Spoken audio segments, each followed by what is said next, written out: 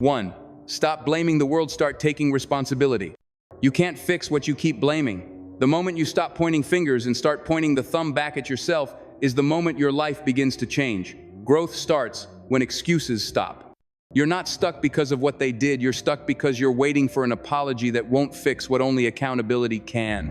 2. Your future is built in private, not in public applause. Fixing yourself means grinding in silence, doing the work nobody sees, and letting your results do the talking. While everyone else is busy chasing attention, you've got to be chasing alignment. The mirror is your training ground. What you build in the dark is what shines in the light. 3. Healing hurts before it helps, but it's the only way forward. Fixing yourself doesn't feel good, it's painful. You've got to confront your demons, admit your flaws, and break your own bad habits. That's not weakness, that's strength. Real strength is choosing growth over comfort, truth over denial, and discipline over self-destruction. 4. Don't wait for a savior, be your own rescue plan. Nobody's coming to fix you. No mentor, no opportunity, no relationship, no amount of money can do the inner work for you. You have to save yourself. You have to look in the mirror and say, I'm not waiting, I'm working. The change you want won't happen to you. It will happen because of you. 1. Stop blaming the world, start taking responsibility. There comes a point in every life when the excuses have to die so the future can live. A moment where the story you've been telling yourself about why you can't changes into a declaration of why you must. The world is not your problem. The mirror is. The circumstances may be complex. The past may be painful. And the people around you may not have always played fair, but the moment you hand over your responsibility to those factors, you also hand over your power. And nothing changes when you keep handing your power to the same problems you complain about. There is no breakthrough until you take ownership, not just of your actions, but of your attitude. Not just of what happened to you, but how you chose to respond. It's easier to play the victim. It's more comfortable to stay in the blame game. But comfort never changed a life. Growth doesn't happen where you're justified, it happens where you're honest. And most people aren't stuck because of what someone did to them. They're stuck because they keep using what someone did as a reason to not move forward. You can't fix what you won't face. You can't heal what you keep hiding behind excuses. And you can't rise above a situation you're still blaming for your fall. At some point, you have to confront the truth, that it's not your parents, not your boss, not your ex, not the economy, not the government, and not your upbringing that's holding you back. It's your refusal to take control of the only thing you've ever had control over, yourself. You may not be responsible for everything that happened to you, but you are responsible for how you respond to it. Responsibility is not a punishment, it's the key to freedom. When you blame the world, you become a prisoner to it. But when you take responsibility, you become the architect of your own future. That doesn't mean everything is your fault. It means everything is your fight. And the fight is always internal before it's external. You have to win the war in your mind before you ever win it in your circumstances.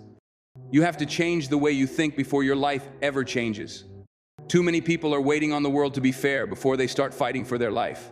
But life was never promised to be fair, it was promised to be what you make of it. And if you keep giving your energy to everything outside of you, you'll never have enough left to build what's inside you. The problem isn't the lack of opportunities. The problem is the lack of ownership. You don't rise because things got easier. You rise because you got stronger. You grew up. You stopped blaming. You started building.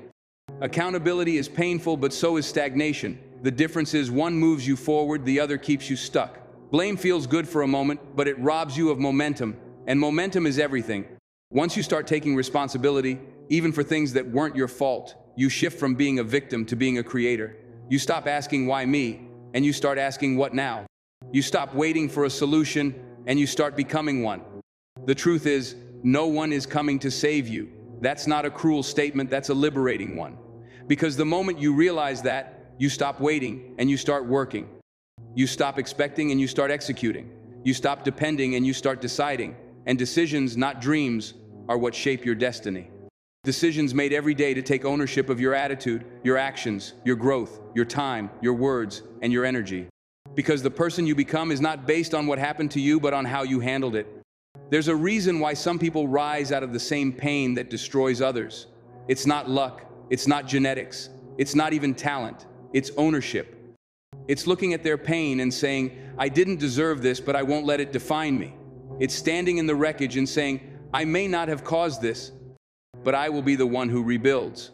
Because life doesn't reward the one who complains the loudest, it rewards the one who changes the fastest. And change begins where blame ends. You can't control the cards you were dealt, but you can control how you play them. And some of the greatest victories in life come not from having a better hand, but from refusing to fold. Refusing to let your past become your prison. Refusing to let excuses become your identity. Refusing to let what broke you become your excuse to break everything else in your life. Ownership doesn't mean you like what happened. It means you refuse to let it write your final chapter. There's something powerful about owning your flaws, your mistakes, your decisions, and your failures. It's not weakness, it's strength. Because once you own it, you can change it. You can fix what's broken. You can rebuild what you tore down. You can rewrite the story, but not if you're still blaming the pen. Not if you're still waiting on someone else to come back and finish the book for you. It's your life. It's your responsibility. And the moment you fully embrace that, you start moving from survival to success. Excuses sound good. They make you feel safe. They give you someone to be angry at, but they never lead to progress. You can be right or you can be free, but not both. You can be justified in your blame, or you can be transformed by your responsibility, but not both. So many people are choosing to be angry over being better. They're choosing to stay wounded over being wise. But nothing changes until you change. And that change starts when you stop saying it's them and start saying it's me. You are more powerful than your pain, more capable than your excuses, more responsible than you realize. But you have to wake up to it. You have to stop living your life like you're owed something. Like the world has to fix itself for you to be whole. The truth is, nothing changes until you do. And that's not a threat, that's a promise. A promise that the life you want isn't waiting on the apology you never got, it's waiting on the accountability you haven't given. Fixing yourself doesn't mean shaming yourself. It means being honest with yourself. It means taking a hard look in the mirror and asking, what's it like to be led by me? If you're the leader of your own life, and you are, then the results you're getting are a reflection of your leadership. And if you don't like the results, you don't change the scoreboard, you change the game plan. You dig deeper, you push harder, you rise higher, because nobody's going to do it for you. This world is hard. People will hurt you, systems will fail you, life will blindside you. But you can't let those facts become your identity. You can't let those moments define you. You are not your trauma, you are not your setbacks, you are not your scars. You are the one who decides what comes next. And that decision begins with responsibility. It begins with saying, I can't change the past, but I can take control of the future. It begins with saying, this ends with me, this changes with me, this rises with me. It doesn't matter what they did, it matters what you do next. It doesn't matter who left, it matters who you choose to become. It doesn't matter what you lost, it matters what you build now. And building starts with owning the foundation. You can't build anything on blame. It's too unstable, too temporary. But ownership, that's solid ground. That's where dreams stand. That's where character grows. That's where transformation lives. No one ever changed their life by changing others. But the moment someone changed themselves, everything around them had to adjust. You don't fix your life by fixing everyone else. You fix it by fixing your mindset, your discipline, your consistency, your self-talk, and your decisions. And the beautiful thing is, that's all within your control. You may not feel like it, but that's because blame has numbed your power. It's time to wake it up. Responsibility isn't easy. It means facing your laziness, your procrastination, your bad habits, your pride, your fear, and your past. It means dealing with the hard truth that you've been in your own way more than anyone else. But it's also the most liberating thing in the world, because once you own it, no one else can hold it over you. Once you own it, you can grow from it. Once you own it, you can rise above it. You were not born to blame, you were born to build strength out of struggle, to build wisdom out of wounds, to build a future out of broken pieces.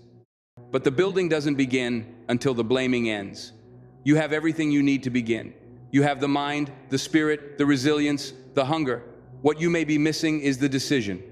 The decision to stop blaming the world and start fixing yourself. 2. Your future is built in private, not in public applause. In a world obsessed with visibility, it's easy to confuse being seen with being strong.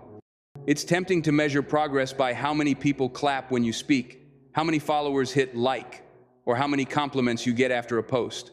But here's the truth. Your future doesn't care about your followers. It doesn't care about your likes. It doesn't care about who cheered for you last. Your future is being built in the moments no one sees. In the silence, in the discipline, in the hours where there's no audience, no camera, no feedback, just you, and the decision to keep going. Most people want the platform without the process. They want the reward without the repetition. They want the stage without building the strength it takes to stand on it. But anything that lasts has to be built in private before it's ever revealed in public. The applause might give you a moment of confidence, but it's the private grind that gives you a life of substance. And if you only work when someone's watching, you're not working, you're performing. There's nothing wrong with visibility. There's nothing wrong with being celebrated. But there's something deeply wrong with depending on it. If your motivation is applause, then your discipline will always be inconsistent. The minute people stop clapping, you'll stop showing up. But the ones who build a legacy, the ones who build strength, character, vision, and success do it when no one's watching. They do it when the room is empty. They do it when there's no promise of praise. Your future is not determined by what happens when you're noticed. It's determined by what you do when you're ignored. It's determined by your consistency in the quiet, by your choices when no one is looking, by the standards you hold yourself to when there's no pressure to perform. That's where greatness is born. That's where habits are formed. That's where discipline is forged. And if you're not willing to go to work in the shadows, you'll never be strong enough to handle the spotlight. You have to learn to be faithful with no followers. You have to be consistent when no one's checking in. You have to train like the door's already open, even if it hasn't moved yet. Too many people are waiting for the perfect opportunity, the perfect audience, the perfect timing, but the people who win are the ones who prepare when it looks like nothing is happening. Because what looks like delay is actually development. And every minute you spend mastering your craft in private is an investment in your future self. That book you're writing in silence, it's building your voice. That workout no one sees, it's building your stamina. That business you're growing while everyone else parties, it's building your future. That late night study session, it's shaping your potential. That decision to show up day after day without validation, that's what separates average from excellence. And most people will never understand it because they're addicted to recognition, not growth. You don't fix yourself by waiting to be seen. You fix yourself by deciding that private discipline matters more than public praise. Because the truth is, the work you do in the dark will one day shine so bright, the world won't be able to ignore it. But that's not why you do it. You do it because you've got a vision for your life that's bigger than applause. You do it because your purpose is not performance, it's transformation. And transformation always begins in places nobody else claps for.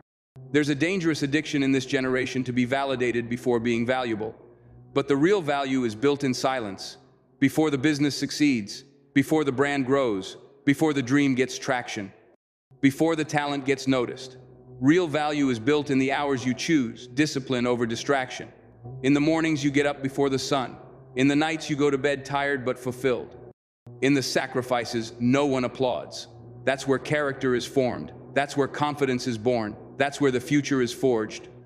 The applause may stop, the crowd may fade, the likes may dry up, but if your character has been built in the quiet, you won't crumble when the noise dies down. If your foundation is made of consistency, not clout, then no storm can shake you. You'll still rise, because you weren't rising for recognition. You were rising because it was who you decided to be. A person of discipline, a person of vision, a person who shows up whether the lights are on or not. The challenge is to stop chasing moments and start mastering the mundane.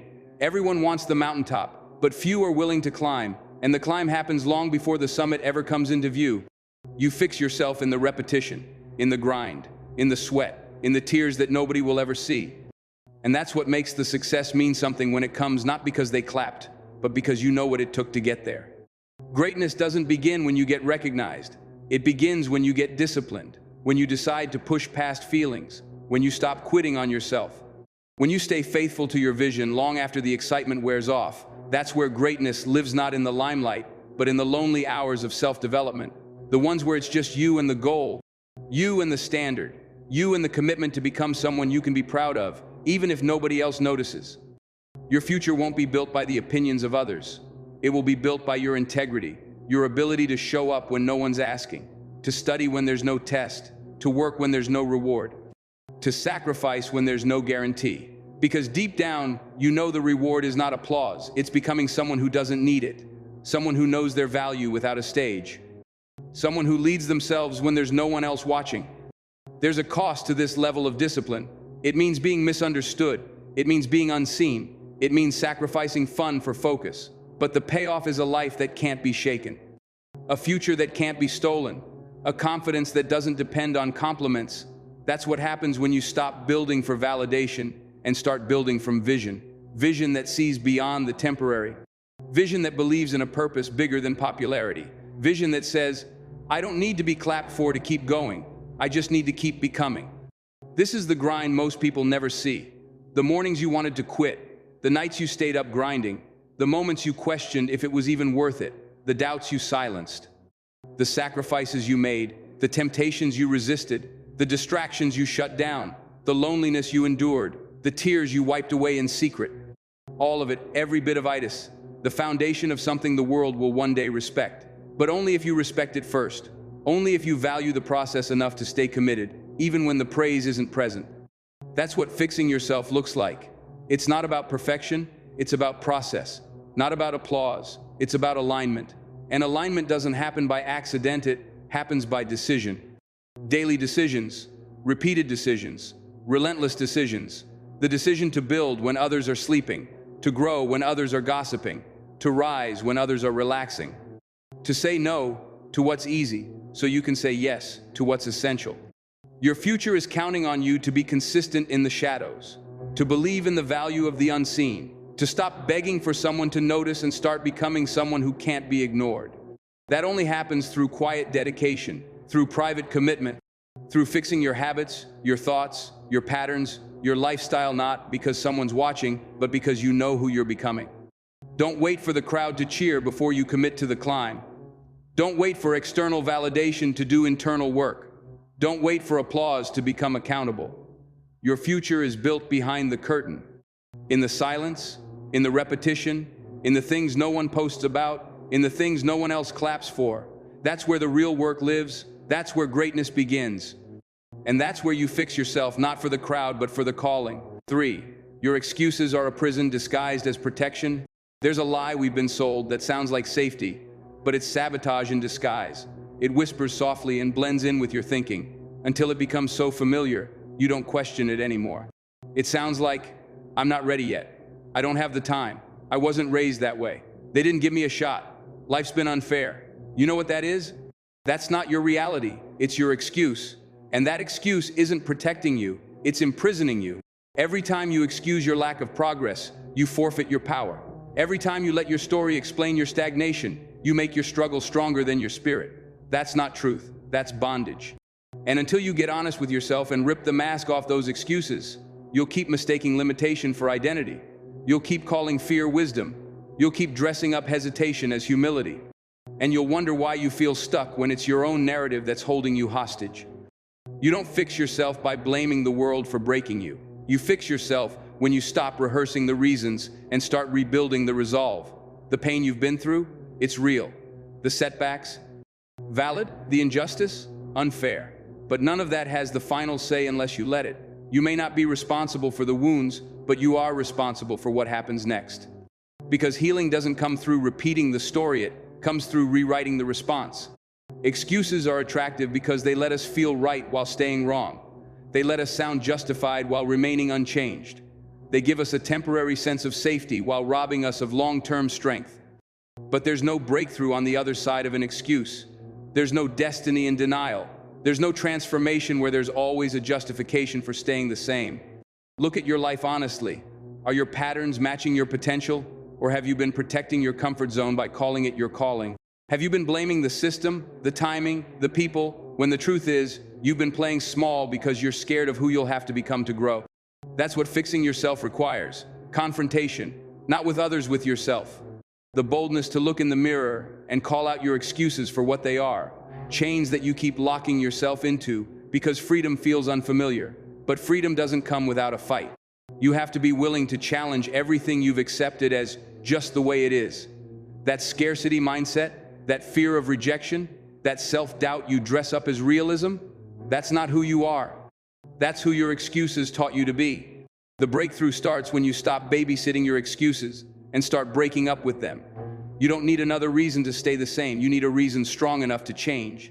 And that reason won't come from someone clapping for you. It won't come from external motivation. It comes from an internal decision to stop letting the past dictate the future. Do you want to grow or do you want to be right? Because you can't have both. Excuses are how you win arguments with yourself about why you can't win. They're how you justify quitting. They're how you protect your ego from the pain of effort. But that effort is exactly what's going to make you. That resistance is what's going to strengthen you. That discipline is what's going to unlock the door that your excuses have kept shut for years.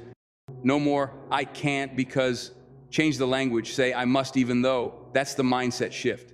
That's the difference between victims and victors. Victims explain, victors execute.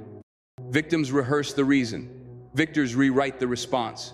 You've got to make a choice. Stay in the cell of comfort or break through into the life you were meant to build. Here's the brutal truth: excuses feel like pillows but act like prison bars.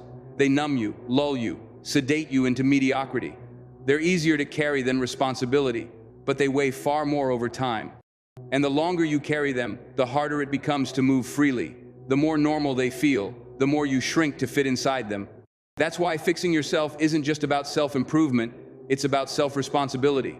No one's coming to do it for you. No one's coming to force you to change. This is between you and your reflection, between you and your habits, between you and the truth you've been avoiding.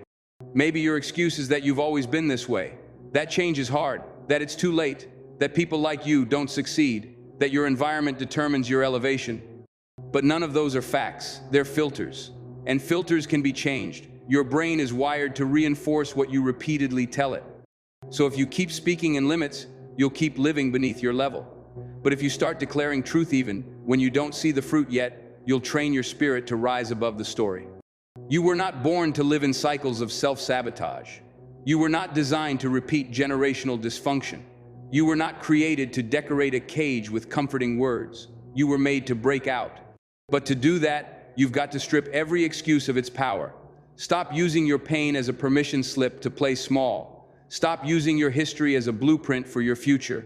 Your past can inform you, but it can't define you unless you give it the pen. And here's the thing, no one can see your excuses but you. That's what makes them so dangerous. They're private, internal, silent agreements you've made with your comfort zone. And you will never rise above the standard you secretly accept. So what have you accepted? What have you tolerated in yourself for far too long? What lie have you agreed with just to avoid the discomfort of change? Excuses don't need proof, they only need permission. And every time you say, "This is just how it is," you sign off on your own stagnation. But it doesn't have to be that way. You can revoke the permission. You can rewrite the agreement. You can say, "That's who I was, but it's not who I'm becoming." And then prove it, not with talk, not with promises, with patterns. You want different? Move different. Think different. Show up different. Don't just say, "I want to grow." Kill the excuse that says you can't, that voice that says you're too tired. That's the excuse. That impulse that says you've failed too much to try again, that's the excuse. That reasoning that says someone else's success means there's no space for yours, that's the excuse. And here's what they don't tell you. The more you deny your excuses, the louder they'll get at first. But if you stay faithful, if you stay disciplined, their volume will fade and your vision will get clearer. Every time you choose the hard thing, the honest thing, the growth thing, you chip away at the walls of your own mental prison, you get stronger, you get sharper. You start to recognize the difference between truth and justification. You weren't born to shrink, you weren't born to settle, and you sure weren't born to spend your life waiting for the perfect time to get serious. That someday you keep talking about, it doesn't exist. It's a fantasy your excuses use to keep you passive. The only real time is now, and the only real choice is rise or retreat, build or blame, fix or fold. You don't need more information, you need transformation. And that only comes through brutal honesty and relentless responsibility. You've got more in you than you've allowed yourself to access. You've got vision buried under excuses, potential hiding under patterns, power waiting for permission. And that permission doesn't come from anyone else, it comes from you. Excuses are clever. They'll convince you that playing small is wise, that comfort is peace, that delay is preparation. But you know better. Deep down, you know the difference between real reasons and rehearsed resistance. You know when you're avoiding the work. You know when you're making peace with a life that doesn't satisfy you. And the moment you call it out is the moment you begin to break free. So what are you going to do? Keep explaining why you haven't changed? Or start becoming the person who doesn't need an explanation? Fixing yourself means firing the excuses, every last one. Even the ones that sound like wisdom, even the ones that feel justified, especially those. Because your future is worth more than your fear. Your destiny is bigger than your delay. And your life will only rise to the level of the standards you're willing to enforce, even when it's hard, even when it's lonely, even when it's unfamiliar. No more excuses, no more waiting, no more pretending that something's going to change without your commitment. It's time. Fix yourself.